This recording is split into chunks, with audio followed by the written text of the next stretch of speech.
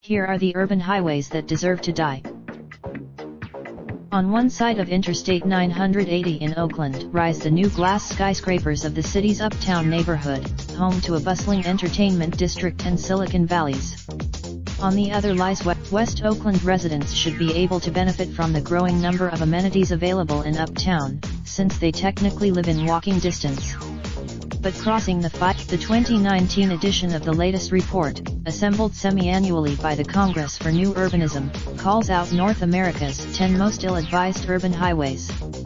These are the roadways. Highway teardowns are a focus of growing attention, especially since many aging 1950s-era infrastructure projects have reached the end of their design lives and are due for refurbishment. Some cities are. San Francisco's 1991 Embarcadero demolition is the poster child for this movement. The site now features a walkable boulevard with shops and waterfront access. More recently, related video neighborhood transforms as Viaduct Falls King TV Seattle. Foes of Oakland's I-980 hope that this Bay Area interstate will soon meet the same fate. A short spur. As the CNU list shows, communities of color are often targeted by freeway projects. In Dallas, New Orleans' elevated Claiborne Expressway is a particularly stark case study in how highway construction can transform a neighborhood.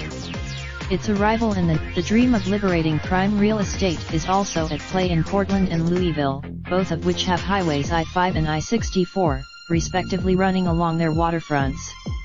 Serial bad high. That's a familiar narrative, as political and practical considerations often trump demolition dreams. Once built, the massive inter-regional traffic on Austin's I-35 makes complete removal impossible without serious delays, but there are other options, the CNU report says. Some community cities that do undertake freeway removal projects should develop strategies to combat displacement, or the removal of the highway could simply exert a new generation of inequity for communities that have seen enough, the report says. One example of how many residents, or their descendants, who were impacted by initial freeway construction will also be able to see it torn down within their lifetime. For them, related gallery, the most expensive mega projects ever provided by Love Money. Raindrop, drop top smoking, no cooking the hot pot. Fucking on your bitch, yeah, that. Looking up, open the park pot.